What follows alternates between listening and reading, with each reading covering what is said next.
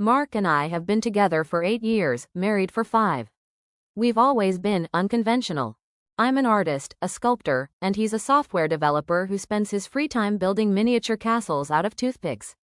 We're quirky, we're different, but we're good together. Or, at least, we were. It started subtly. A few weeks ago, Mark began sleeping on the floor. My back feels better, he explained, pulling the duvet down with him. I thought it was odd, but Mark has always had strange aches and pains. I didn't press it. Then came the barking. Little, playful woofs, mostly when he was excited. I'd be telling him about my day, and he'd let out a soft woof of agreement. I laughed it off, thinking he was just being silly. You're turning into a dog, I'd tease, and he'd grin, scratching behind his ear with his hand, bent into a strange claw shape. It escalated quickly. He started eating from a bowl on the floor.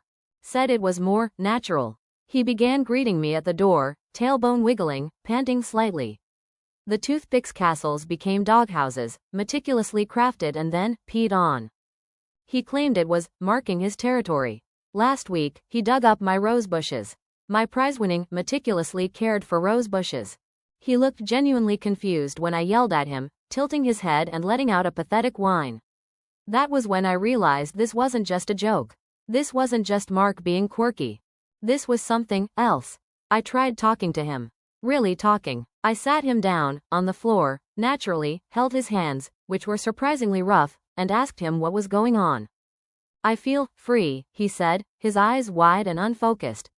I feel connected. I understand things now, things I never understood before. Like, the squirrels. They were laughing at me, Sarah. They were laughing at my castles. He started obsessing over squirrels. Chasing them in the park, barking furiously, even trying to dig them out from under the oak tree in our backyard. He ate grass. He lapped water from puddles. He brought me a dead bird. I've tried everything. I've tried gentle encouragement, reminding him of our life, our memories. I've tried anger, frustration, pleading. Nothing works. He just looks at me with those big, brown, puppy dog eyes, and I feel a wave of guilt wash over me.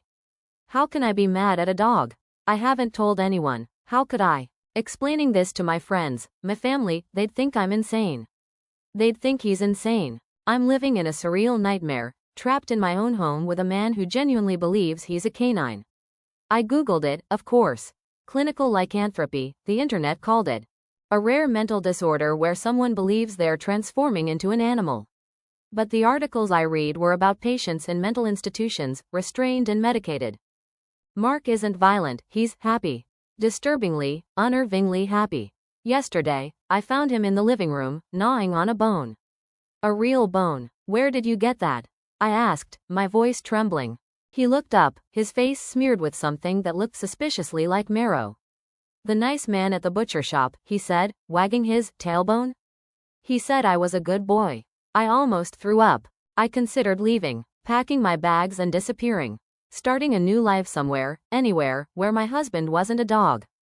But I can't. I love him. I love the man he was, the man he still is, somewhere beneath this delusion.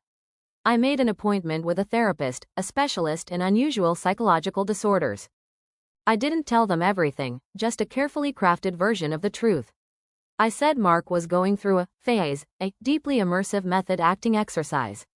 I didn't mention the bones. The therapist recommended medication, antipsychotics. I haven't given them to him yet. I'm terrified. What if it changes him completely? What if it erases the Mark I love? But what if it's the only way to bring him back? Last night, I lay in bed, alone, of course. He's sleeping on his dog bed on the floor, listening to him softly panting in his sleep. I reached down and gently stroked his fur, the fur he's been meticulously gluing to his body with spirit gum. He whimpered softly and nuzzled his head against my hand. And I cried. I cried for the man I lost, for the life we had, for the absurdity of it all. I cried because I don't know what to do anymore. Today, I found him digging in the garden again. He'd unearthed a child's buried toy, a plastic dinosaur. He was carrying it around in his mouth, tail wagging, looking happier than I've seen him in months. He dropped the dinosaur at my feet and looked up at me, his eyes shining. He let out a soft, playful woof. And for the first time since this whole nightmare began, I almost smiled. Maybe I can learn to live with this. Maybe I can learn to love this strange, new version of my husband.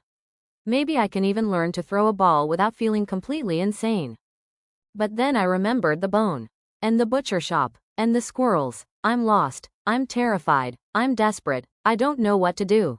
I really don't know what to do. This morning I noticed he chewed up one of my sculptures. It was a piece I was particularly proud of, a bronze cast of a human heart. He'd ripped it apart, leaving teeth marks all over the surface. When I confronted him, he just whimpered and hid under the table. He looked genuinely ashamed, like a dog that had peed on the carpet. Maybe the medication is the only option. Maybe I have to try it, even if it means risking losing him completely. But what if it doesn't work? What if he's stuck like this forever? What if I'm stuck like this forever? And then there's the ethical question. Is it right to force him to change? He seems genuinely happy. Is my discomfort, my embarrassment, enough reason to alter his state of mind? I feel like I'm standing at a crossroads, with no clear path forward. Every decision seems like a gamble, with the potential to either save our marriage or destroy it completely. Last night, I dreamt that Mark was standing on his hind legs, dressed in a tweed suit, smoking a pipe. He looked perfectly normal, perfectly human. He smiled at me and said, "It was all a joke, darling. I just wanted to see how far I could push it." Then he winked and turned back into a dog, chasing his tail and barking at the moon. I woke up in a cold sweat, my heart pounding. Was it really all a joke? Was he just messing with me? Could he snap out of it at any moment? I looked over at his dog bed on the floor. He was fast asleep, curled up in a ball, twitching his paws in his sleep. I still don't know what to do. I need help. I need advice. I need someone to tell me I'm not crazy.